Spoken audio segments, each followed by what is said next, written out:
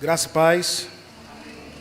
Convido os irmãos a abrir a Bíblia na primeira carta de João, capítulo 5.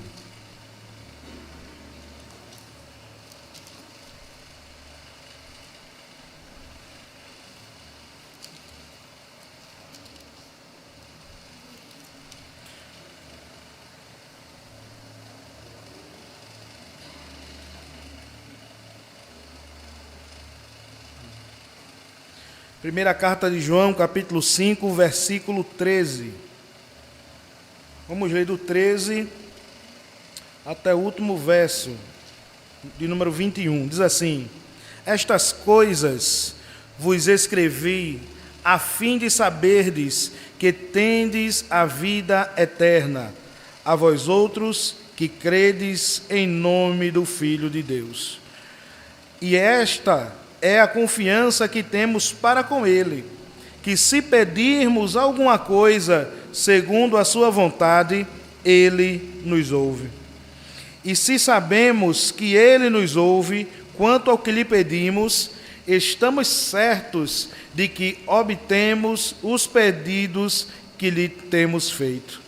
Se alguém vir a seu irmão cometer pecado não para a morte, pedirá a Deus e Deus lhe dará vida aos que não pecam para a morte. Há pecado para a morte, e por este não digo que rogue. Toda injustiça é pecado, e há pecado não para a morte. Sabemos que todo aquele que é nascido de Deus não vive pecando, antes aquele que nasceu de Deus o guarda, e o maligno não lhe toca. Sabemos que somos de Deus e que o mundo inteiro jaz no maligno. Também sabemos que o Filho de Deus é vindo e nos tem dado entendimento para reconhecermos o verdadeiro.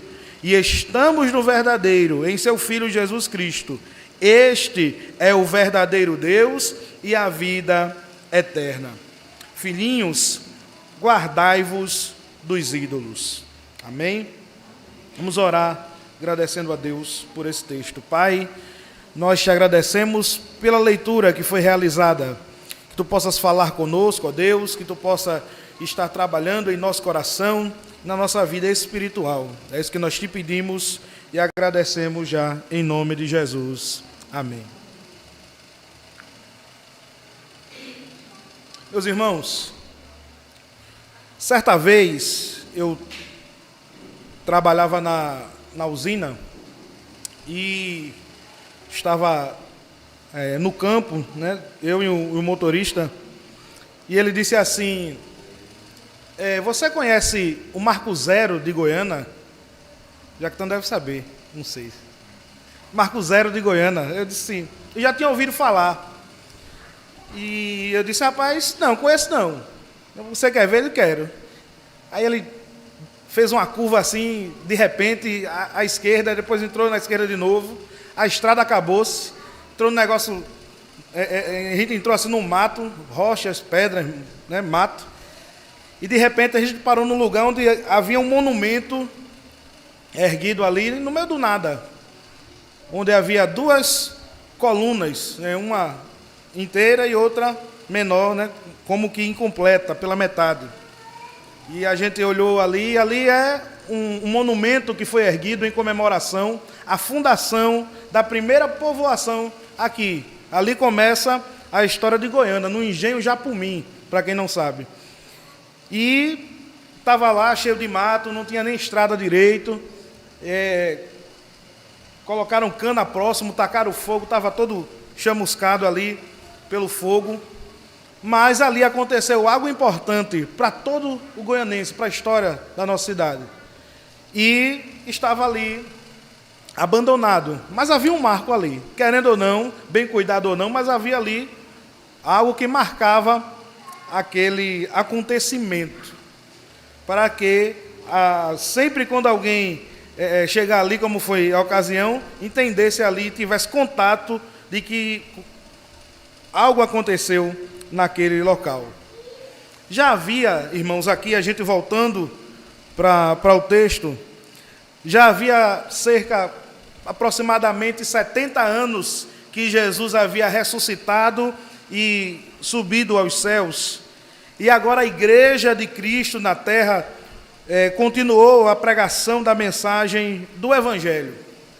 No decorrer do tempo, muitos foram martirizados, muitos foram torturados por causa da mensagem, e chegando a sobrar somente João de apóstolo, dos 12 apóstolos, só sobra João. João foi o último a morrer e, até onde se sabe, morreu de causas naturais.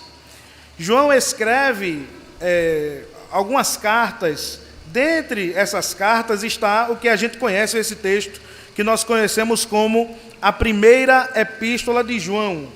A sua estrutura ela é um pouco diferente, porque ela não tem, digamos assim, o destinatário. Ela não tem dizendo, olha, eu, João, escrevo. Não é uma carta, não se configura como uma carta, mas sim mais como um esboço de um longo sermão. Este texto, ele foi escrito também para trazer à memória algumas verdades que no decorrer do tempo haviam se perdido ou colocadas em dúvida. Aqui João ele vai tratar de temas importantes relacionados à fé, porque mediante a passagem do tempo, muitos inimigos da verdadeira doutrina se levantaram, se introduziram na igreja, e mediante as suas falsas pregações e discursos, eles agora estavam introduzindo e questionando até a própria encarnação de Cristo. Gostaria que você reparasse o primeiro versículo que a gente leu, o versículo 5 e 13, como ele inicia aqui o que seria agora a última sessão da carta, ou da pregação. Ele diz assim: estas coisas vos escrevi, a fim de saberdes que tendes a vida eterna, a vós outros que credes em nome do Filho de Deus. Ele estava querendo trazer uma firmeza àqueles que estavam ali lendo ou que fossem ouvir a mensagem dessa carta. O interessante, como João inicia no capítulo 1, ele inicia de forma interessante, o capítulo 1, verso 1. Ele diz assim: o que era desde o princípio, o que temos ouvido e o que temos visto com nossos próprios olhos, o que contemplamos e as nossas mãos apalparam com respeito ao verbo da vida. E a vida se manifestou, e nós o temos visto, e dela damos testemunho, e vô-la anunciamos, a vida eterna, a qual estava com o Pai e nos foi manifestada.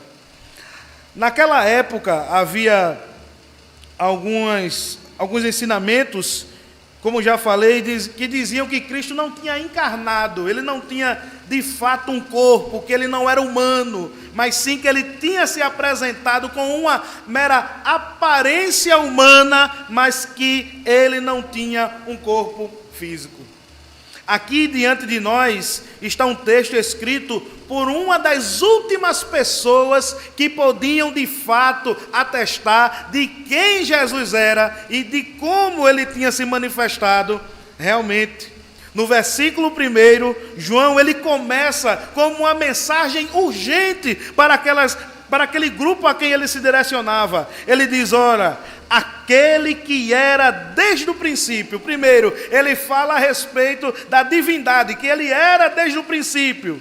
O que temos ouvido, o que temos visto com os nossos próprios olhos, o que contemplamos e as nossas mãos apalparam com respeito ao verbo da vida. Ele diz: olhe, Eu, João, eu não somente o vi, mas eu também toquei nele. Ele de fato encarnou, ele de fato viveu conosco, e de fato, irmãos, ele foi crucificado e também ressuscitou. Se nós não entendermos que de fato Cristo encarnou, a nossa fé, ela perde a base, ela perde a sua estrutura. Porque se a forma como Deus determinou de salvar aqueles que creem, de salvar os pecadores, né, que creem e são salvos, mandando o seu Filho, e Deus amou o mundo de tal maneira que deu o seu Filho unigênito. Se a maneira como Deus quer salvar, quis salvar, é mandando e enviando o seu Filho como homem, e isso é colocado em dúvida, então significa que eu não posso ter certeza da minha salvação. No capítulo 5, versículo 13, ele diz: estas coisas eu vos escrevi, a fim de saberdes que tendes a vida eterna.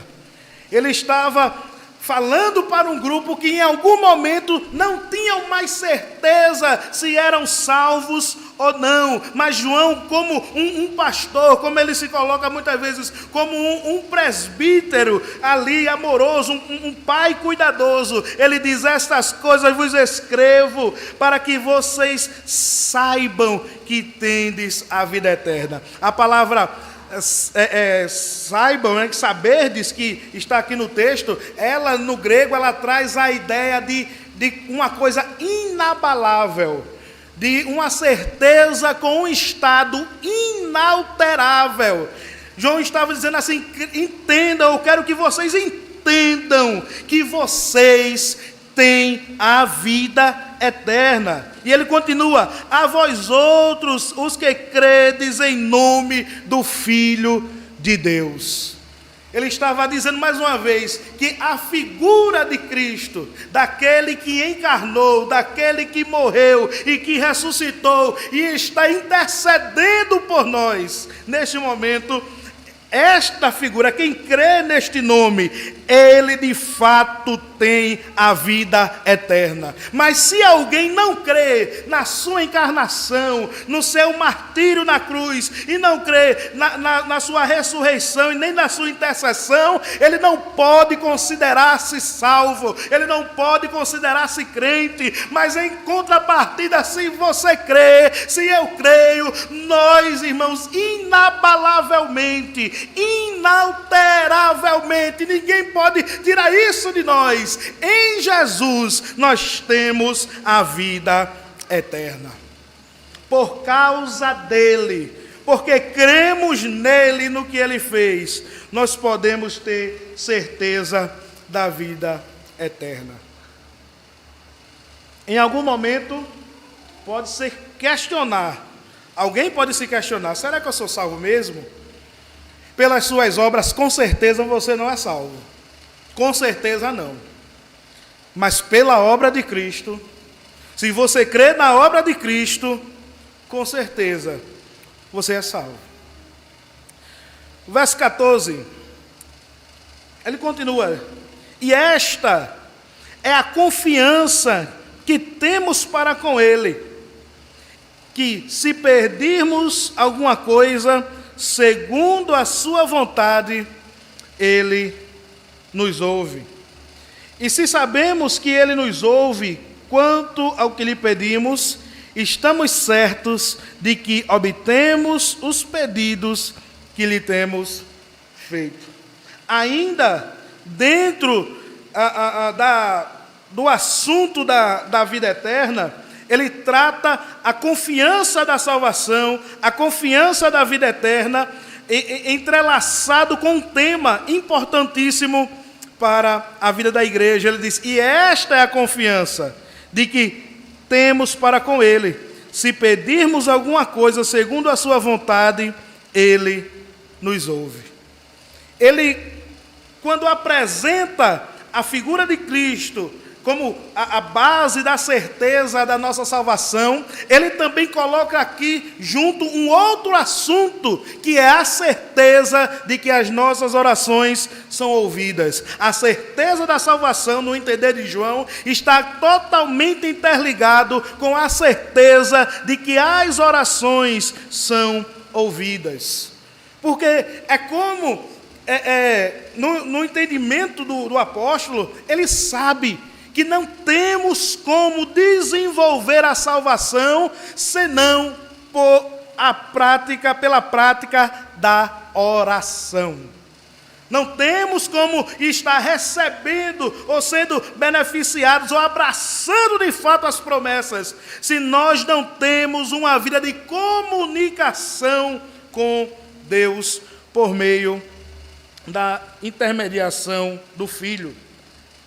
No entendimento de João, para ficar mais claro, é como que você fosse comprar um carro, fosse numa concessionária, e você fechasse lá o negócio, e o vendedor dissesse assim para você: olha, além do carro, a gente vai te dar os 4 pneus.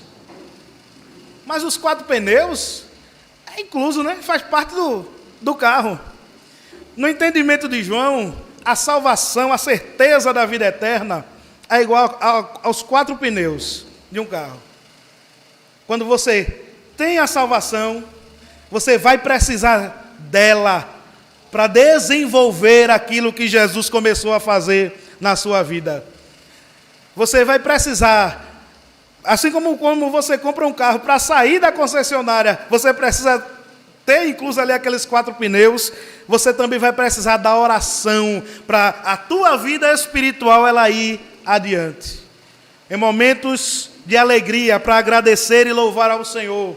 Em momentos de dificuldade, para receber o socorro e o renovo da parte de Deus. Para entender aquilo que ainda está obscuro aos nossos olhos. Para aquecer o coração, para nos confortar em meio às adversidades, nós precisaremos da prática de oração.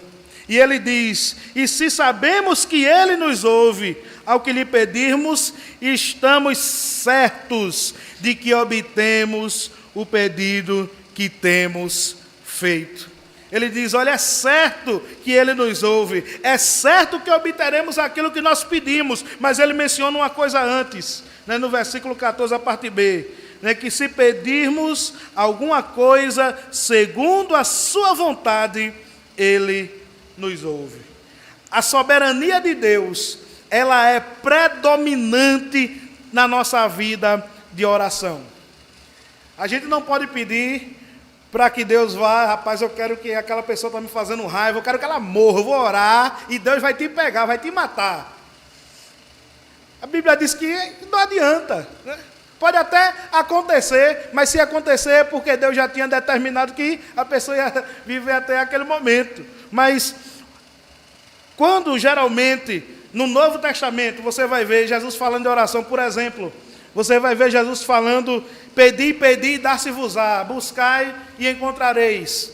Ele está tratando de oração de uma forma geral, mas geralmente ele está tratando de coisas a respeito também da vida espiritual, né? Por exemplo, qual é a vontade de Deus? Se você quer, rapaz, qual é a vontade de Deus? Como é que eu vou orar segundo a vontade de Deus? Você pega a oração do Pai Nosso, por exemplo, e ali você vê o que é que ele fala, né? Pai nosso que está no céu, santificado seja o teu nome, venha a nós o teu reino, seja feita a tua vontade. A soberania já está aí. E você, seja feita a tua vontade, tanto no céu como na terra. Você vê ele falar da glória de Deus, da soberania de Deus. Olha, petição para a glória de Deus, para o avanço do Evangelho, para que o teu pão de cada dia esteja na tua mesa. É a dependência do Senhor. Essa é a vontade de Deus. Que você se arrependa dos seus pecados, que você perdoe os seus irmãos, que tudo isso culmine para a glória de Deus. Essa é a vontade do Senhor. E é isso o motivo da nossa oração. E Ele tem prazer em mandar o pão na tua mesa. Ele tem prazer em ver a gente aqui no espaço maior para adorar a Deus. Tem prazer em converter pessoas que estão lá fora, que não conhecem Jesus. Deus tem prazer e você pode orar e Deus vai fazer coisas grandes segundo a sua soberania. Não para a nossa própria glória, não para o nosso egoísmo e ego ser inflado, mas para que o nome dele seja exaltado. Podemos ter certeza que a vontade do Senhor ela prevalece, e até quando não acontece, é uma resposta dele para nós. Nós devemos entender dessa forma. Ele faz uma ressalva, uma observação acerca da oração. É um texto difícil, né? Mas a gente menciona aqui, versículo 16 e 17, ele diz assim: se alguém vir seu irmão cometer pecado não para a morte, pedirá, e Deus lhe dará vida aos que não pecam para a morte. Há pecado para a morte, e por este não digo que rogue. A Bíblia diz que nós temos que nos compadecer dos fracos da fé. O apóstolo Paulo diz isso, que nós devemos nos compadecer dos fracos da fé. Nós devemos orar uns pelos outros. A Bíblia sempre fala na oração, Jesus foi a pessoa que mais traz essa intercessão por pessoas a quem estava ali seguindo ele, pessoas frágeis. Nosso irmão Jactan pregou um texto maravilhoso nessa manhã, dizendo que quando Satanás falou com Cristo acerca dos apóstolos, Jesus disse a Pedro: eu roguei por ti. Então, veja que há um clamor da Escritura para que nós estejamos orando sempre uns pelos outros. Mas aqui, João ele faz uma divisão, uma coisa interessante, uma classificação interessante. Ele diz que há pecado para a morte e há pecado não para a morte. E ele diz: olhe, se seu irmão cometer um pecado não para a morte, você pedirá e Deus vai lhe dar vida. Ele vai ser restaurado, ele vai se arrepender e ele vai ser reintegrado à sua vida de adoração juntamente com a igreja. Mas há pecado para a morte, e por este não digo que rogue. Se você entender, se você ler toda a carta, você vai ver que existem pessoas dentro daquela comunidade, dentro daquela igreja, que João classifica de inimigos de Cristo, ou anticristos. Pessoas que negavam a encarnação de Jesus, pessoas que colocavam questionamentos acerca da salvação dos irmãos, pessoas que se diziam salvos, mas viviam de toda maneira, não dando testemunho, pessoas que estavam fora já da comunidade, a comunidade já tinha colocado eles para fora, já tinha excomungado eles. Você vê que ele diz assim: olha, se alguém via seu irmão cometer pecado, ele usa a palavra irmão, então ore, né? Mas há pecado para a morte, e por este digo que não rogue. Ele fala que aqueles que, a gente pode classificar o pecado para a morte como os hereges, a gente pode classificar os pecados para a morte como aqueles que negam a Cristo, tanto em palavras como por obras. Pessoas que no entender de João já estavam completamente cortados da comunhão por terem rejeitado o único caminho, o único meio para a salvação das suas almas. Certa vez Jesus estava curando, Jesus estava libertando as pessoas de espírito maligno, e de repente ali alguns começaram ali a questionar, dizendo: ele está fazendo isso pelo poder de Belzebu, ele está fazendo isso aí pelo poder do inimigo. E Jesus disse que para aqueles que blasfemam contra o Espírito Santo, para esses não há perdão. Alguns relacionam este pecado imperdoável com estes pecados aqui. Alguns discordam, mas outros ainda também sustentam isso. Por quê? Se você prestar atenção, ele está falando a mesma coisa. O que era blasfêmia contra o Espírito Santo? Que é uma das perguntas que mais a gente vê o pessoal fazer por aí. Qual é a blasfêmia? A Bíblia diz que Jesus veio, ele encarnou, estava ali, e que ele foi ungido. Ele diz, no capítulo 4 de Lucas, o Espírito do Senhor está sobre mim para curar. Atos dos Apóstolos também vai trazer isso, eu acho que é capítulo 10, versículo 20 ou 25, vai dizer que o Espírito do Senhor, a unção do Espírito Santo estava com Jesus para operar milagres e fazer prodígios. Quando a negação daqueles homens que dizem que Jesus não estava fazendo pelo poder de Deus, mas sim pelo poder do diabo, eles estavam rejeitando o único meio que tinha de salvar as suas almas. Repetindo, João aqui, ele centraliza a figura de Jesus como o fator, como a base principal para a salvação. Se alguém rejeita a obra de Jesus, ele não tem como outro meio, outra pessoa, outro nome, outra religião, outra fé ou filosofia que possa fazer perdoar os seus pecados. E estes inimigos da cruz de Cristo, eles são pessoas que ou conheceram ou ouviram o Evangelho, e por estes, no entender de João, provavelmente a comunidade a quem João estava se referindo conhecia estas pessoas a quem João se referia. Ele dizia, não digo que rogue. Verso 18. Se você prestar atenção, João ele vem sempre falando assim.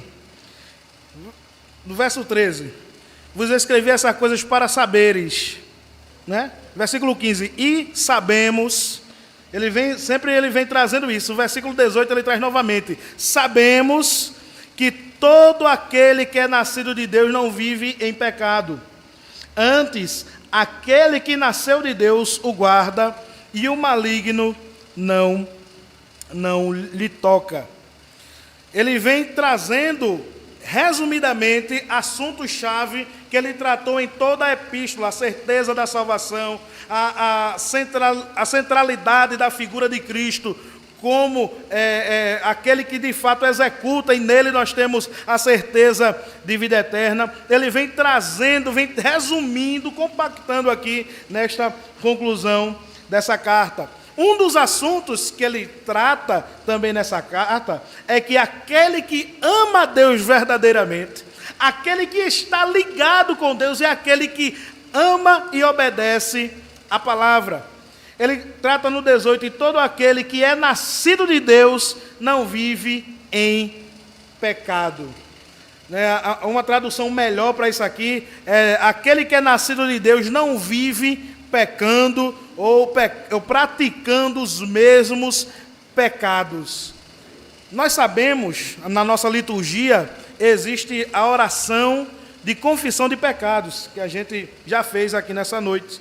A gente tira um momento, um período de silêncio, para apresentarmos o nosso pecado a Deus, as nossas faltas, porque nós não podemos entender que nós somos perfeitos, ou que nós estamos alheios ou totalmente ausentes de cometer algum erro, seja por pensamento, palavras ou por atitudes. Então, por isso, quando nós nos aproximamos de Deus, tanto no serviço de culto, como na nossa casa, na nossa vida individualmente, nós não podemos, assim também como na oração do Pai Nosso está ali descrito, nós não podemos fazer isso sem que nós apresentemos a nós e peçamos perdão, reconhecendo assim que nós somos carentes e que santo, de fato, e pode nos santificar é Jesus Cristo. Todavia, irmãos, também a Escritura, ela nos fala que nós não podemos viver deliberadamente cometendo sempre os mesmos erros, os mesmos pecados, né? Porque, de fato, se nós somos salvos, Deus, Ele há de nos transformar. Ele há de nos transformar e trabalhar, irmãos, de uma forma diferente. O que acontece na vida do salvo é que o salvo nunca vai ficar tranquilo ou sossegado ao cometer algo que desagrada a Deus. Ele pode estar fazendo, ele pode pensar, Mas ele vai pensar, misericórdia, Deus, pelo que eu pensei. Jesus me perdoe, eu falei aquilo naquela hora, mas não era para eu ter falado. Deus não se agradou, entristeceu aquele irmão. Rapaz, eu fiz aquilo ali, aquilo pode escandalizar o nome de Cristo. Rapaz, eu preciso conversar com alguém para me orientar. Eu preciso que Deus faça alguma coisa na minha vida para eu não fazer, para eu não agir mais dessa forma. Ele não vai pecar em paz, vamos dizer assim. Isso é da natureza do salvo, é da natureza do crente. João explica isso nessa epístola para que aqueles crentes possam reconhecer quem era crente e quem estava ali fingindo, pecando tranquilamente, usando somente uma capa para enganar e tirar o sossego ali da comunidade. Ele diz assim, olha, nós sabemos que todo aquele que é nascido de Deus não vive em pecado, não vive transgredindo. Antes, aquele, veja, na tradução atualizada, está a letra A de aquele está em maiúsculo. Aquele que nasceu de Deus o guarda, e o maligno não lhe toca. Nós vemos aqui, não em todas as traduções, né, mas alguns entendem, aqui no texto da versão atualizada é assim, de que ele diz que o que é nascido de Deus não vive pecando da mesma forma. Antes, aquele que nasceu de Deus. Quando ele fala nascido de Deus, ele está falando da gente. Mas quando ele fala daquele que nasceu, ou seja, aquele que foi gerado de Deus, ele está falando de Cristo. Ele está dizendo assim, aquele que nasceu de Deus, ele o guarda, e o maligno não lhe toca. Eu quero fazer uma ligação aqui com a mensagem da manhã, Lucas 22, onde o nosso irmão Jaquitan trouxe. Primeiro, ele fala a Pedro, olha Pedro, o diabo vai cirandar contigo, mas eu roguei por ti. Veja que Deus permite que o inimigo ele trabalhe e, de alguma forma, em alguma maneira, visando o propósito divino na vida daquele que serve a Deus. Isso está no livro de Jó. Dizem que Jó é o livro mais antigo da Bíblia, e você vê o justo ali, né, o próprio Deus que disse que ele era um homem justo. Você vê aquele homem sofrendo, o diabo agindo, tirando o que ele tem, deixando-o enfermo, mas Deus tinha um propósito naquilo tudo. Na vida do apóstolo Pedro também, como nós ouvimos aqui de manhã, foi dessa forma. Então Jesus disse assim, olha, o diabo me pediu, mas eu roguei por ti. Mesmo acontecendo aquela provação, aquela dificuldade, Jesus deixou claro, eu roguei por ti. E além do mais, outra coisa interessante que eu também quero frisar da mensagem da manhã, é que diz que quando Pedro negou e o galo cantou, Jesus olhou para ele. Nosso irmão aqui aplicou, dizendo que na hora, nos momentos de provação, também o olhar de Cristo, ele está também sobre nós com um cuidado amoroso e pastoral. Essas verdades a respeito da passagem que foi pregada, a gente encontra também aqui. Aquele que nasceu de Deus, a saber, Jesus Cristo, o guarda, e o maligno não lhe toca.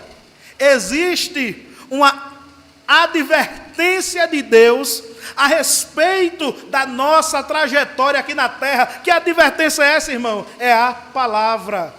Esta palavra está aqui, como disse o salmista, ela é lâmpada para os nossos caminhos. A lâmpada, ela nunca vai atrás, mas ela vai à frente para iluminar, para clarear, para a gente enxergar, entender o que está adiante e a gente não tropeçar.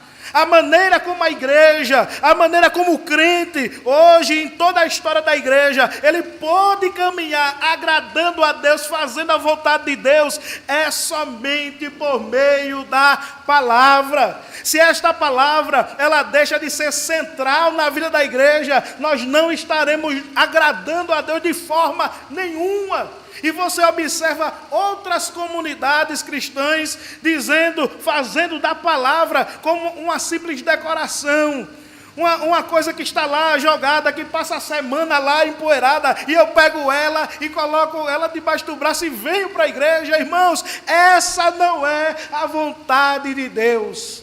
Não somente que leiamos a palavra, mas o que a gente escute aqui no domingo, ela seja refletido nos dias que se seguem durante a semana. Mas infelizmente em muitos lugares a palavra deixou de ser central. Veja o que acontecia aqui, que João está tentando dizer àquela comunidade: olhe, eu vi Jesus, eu toquei em Jesus, creiam nisso, se tranquilizem nisso. Eles estavam duvidando que eram salvos, estavam duvidando até que a oração deles estava subindo. E João tinha que agora reafirmar essas verdades. E isso pode acontecer também conosco. A gente abandonar essa palavra, a gente chega a ler um versículo, fecha aqui, eu começo a falar de coisas da minha vida, ou coisa da vida dos irmãos, e não vai edificar ninguém. E quando a palavra ela deixa de ser central, cessa a edificação, cessa a consolação, cessa a repreensão, porque nós precisamos ser repreendidos pelo Senhor. Isso acontece na exposição da palavra. É o cuidado de Deus, é o zelo de Deus aqui, nos alertando, como Pedro foi alertado por Jesus naquele dia. A palavra está aqui para nos orientar. Mas Pedro, ou melhor, João aqui, ele diz: aquele que nasceu de Deus, guarda, e o maligno não lhe toca. Quando ele fala que o maligno não toca, ele está se referindo justamente à destruição da alma, a destruição, ou melhor, condenação da alma. Ele está falando justamente do poder de Satanás de tirar o homem ali do eixo ou da presença. Irmãos, nós podemos pecar. Podemos. Somos falhos, pecamos. Mas se a gente caminhar sem crer que Jesus, Ele está nos sustentando e Ele não nos deixará cair, não vale a pena continuar. Não vale a pena continuar. Se a gente não tem certeza que a mão do Senhor é sobre a nossa vida, se a gente não tem certeza, irmãos, que Ele está nos levando adiante, errando, chorando, às vezes com alguma incredulidade no coração, mas rapaz, eu estou servindo há tanto tempo, mas estou assim, estou assado. Mas, irmãos, o renovo do Senhor, Ele vem sobre o seu povo, porque Ele guarda, porque Ele está conosco. O maligno não nos toca. Se você buscar na memória, quantas vezes você foi renovado por Deus? Quantas vezes você estava assim, de uma forma como ninguém te consolava, mas de repente você foi consolado por uma palavra, por um hino. Um dia desse, eu estava na rede social e eu vi algo que nosso irmão Edivaldo postou, ele nem sabe. Mas falou tanto comigo, falou tanto, foi tão bom naquele momento para minha alma. E Deus tem suas maneiras de renovar. Deus tem suas maneiras de renovar. A principal maneira do Senhor nos renovar e cuidar de nós está sendo realizada agora, na comunidade, juntos, reunidos, para louvar, para glorificar. Ele é entronizado aqui como alvo da nossa adoração. Verso 19: sabemos que somos de Deus e que o mundo inteiro jaz no maligno. Aqui João incuta uma certeza, a gente vai caminhando já para os versos finais. João incuta essa certeza na mente daqueles irmãos. Sabemos que somos de Deus e o maligno, e o mundo jaz no maligno. Eu já tinha dito que o maligno não tocava, e sabemos que somos de Deus e o mundo inteiro jaz no maligno. O mundo inteiro está debaixo sob o poder do maligno, mas nós somos de Deus. Por que somos de Deus? Porque nós cremos em Jesus. Tudo isso, todas essas bênçãos, toda essa convicção, toda essa certeza provém somente de uma verdade: Jesus. Ele é a nossa garantia. E somente Ele é a nossa garantia. Não adianta, irmãos, a gente dizer, eu creio em Jesus. Eu conheci muitas pessoas na minha vida que criam em Jesus, mas no primeiro momento recorria a uma simpatia, recorria a uma feitiçaria, recorria a fulano, ciclano, beltrano. Mas, irmãos, quando João ele fala, quando o texto bíblico ele fala conosco, ele não fala que nós precisamos de intermediários, nós precisamos do Senhor Jesus. Devemos nos alegrar, porque sabemos que somos de Deus. Havia ali naquela comunidade diversos problemas doutrinários que queriam abraçar alguns irmãos ali, porém, quando João diz que vocês são de Deus, vocês têm a vida eterna, significa que aqueles irmãos perseveraram, aqueles irmãos continuaram apegados às verdades fundamentais, e João escrevia para fortalecê-los, para dar prumo e direção àqueles irmãos.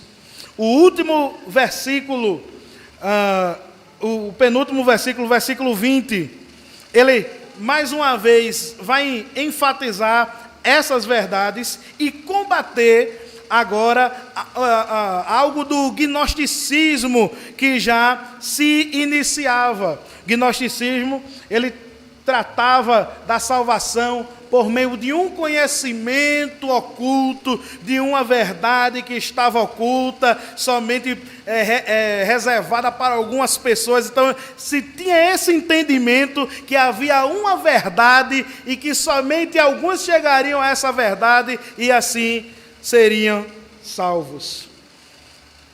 João aqui falando, ele vem trabalhando isso, ele vem olhando, nós sabemos, vocês sabem, né, sabemos, no versículo 18 e 19 também, sabemos que todo aquele que é nascido, sabemos que somos de Deus. Ele já vai mostrando que não existia nada oculto para alguém saber, para alcançar a salvação. Não existia outra verdade, não existia esse conhecimento. Ele chega no verso 20 e diz assim: também sabemos que o Filho de Deus é vindo. Ele reforça a vinda do Filho de Deus à terra. Como foi que o Filho de Deus veio à terra? Ele nasceu de uma mulher chamada Maria e ali entrou na história deste mundo. E nos tem dado, olha, entendimento para reconhecermos o verdadeiro. As palavras-chave. Nos deu entendimento para reconhecermos o verdadeiro. Ele estava dizendo àquela comunidade: olha, não há nada que vocês precisem saber além de Cristo.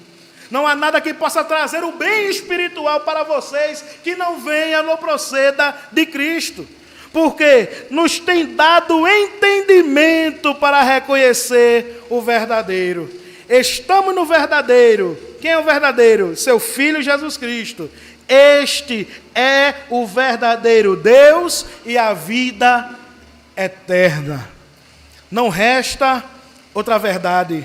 Não resta outro conhecimento que vá nos trazer numa situação de morte espiritual para a vida eterna, que não seja a obra de Jesus Cristo.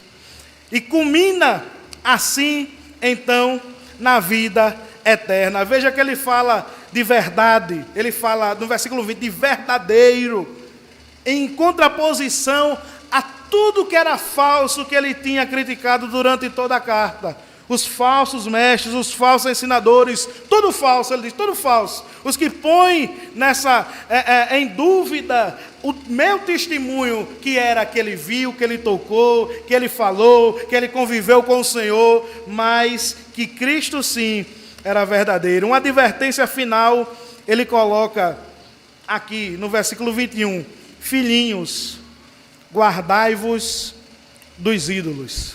E assim se encerra a carta. Ele diz: filhinhos, guardai-vos dos ídolos. A idolatria era uma realidade naqueles tempos. Eles estavam sob o governo do Império Romano, onde ali a adoração, a imagem de escultura, a própria cidade de Roma era adorada, o próprio governador era idolatrado, tudo isso era com que eles conviviam na época, e aí João pede para eles se guardarem disso. Quando a leitura que nós fizemos hoje, em Atos capítulo 15, diz que Paulo e Silas estavam colocando costumes estranhos aos romanos, os costumes estranhos que ele falava era justamente a essa adoração ao Deus invisível. Essa adoração ao Deus invisível. Não é à toa, irmãos, que a igreja reformada, ela tem ausência de símbolos. As paredes, geralmente, você chegar, vai ser assim, não tem nada, não tem desenho, não tem figura, né? Justamente porque a adoração, ela se faz não por meio de imagens, mas por meio do Deus invisível, assim como a Bíblia, ela traz para a gente. Então, mas o que acontecia, que eram costumes estranhos que Paulo e Silas queriam introduzir, era justamente esse Jesus, que não estava com eles fisicamente, mas que eles criam e morriam por ele. Então, ele diz, guardai-vos dos ídolos. Existe, irmãos, também um outro tipo de ídolo, que é quando nós queremos trazer outra concepção de Deus, que não seja a revelada nas Escrituras. Era isso que acontecia também naquela igreja, e é dessa forma como nós vemos o tipo mais comum de idolatria. É quando eu não leio a Bíblia, é quando eu não conheço a Escritura, eu não tenho vivência com isso, mas eu tenho uma concepção de Deus. Eu chego numa rede social e falo, né, para o mundo inteiro a respeito de um Deus que eu nem sirvo, a respeito de um Jesus que eu nunca quis conhecer, que eu nunca me batizei, que eu nunca ceei participando ali da carne e do sangue dele, de uma comunidade cristã, de um povo de Deus alegre, que vive fundamentado na verdade, do qual eu nunca quis fazer parte, e eu quero chegar e trazer verdades a respeito de salvação de Deus e toda essa coisa. A igreja, ela precisa se resguardar também, meus irmãos. Você precisa se resguardar de ter um ídolo dentro do seu coração e ter um Deus que diz que tudo que você faz é certo. De ter um Deus que não te orienta, que não te repreende, que não chama você ao arrependimento, que não te chama para uma vida de oração, uma vida de reflexão, para uma vida de comunidade. Cuidado com os ídolos do coração, de termos um Deus que faz o que nós queremos. Meus irmãos, esta carta, ela termina resumindo tudo isso, que nós precisamos saber, afinal de contas. Precisamos saber que somos salvos. Se você crê em Jesus, se você crê na obra redentora, você é salvo pela pessoa bendita do Senhor. Se você se arrependeu, se você demonstrou isso publicamente, sendo batizado, participando da comunhão, você é salvo.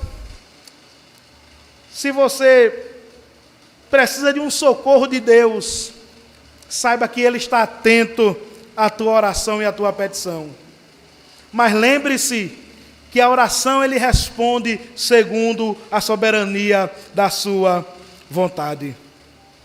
Lembre-se também que nós somos crentes e salvos, mas não podemos fazer como este mundo faz. Peçamos misericórdia a Deus para que sejamos diferentes neste mundo caído. E finalmente, irmãos, que nós saibamos e tenhamos a certeza de que Jesus é tudo aquilo que a gente precisa. A gente não precisa de outro Deus.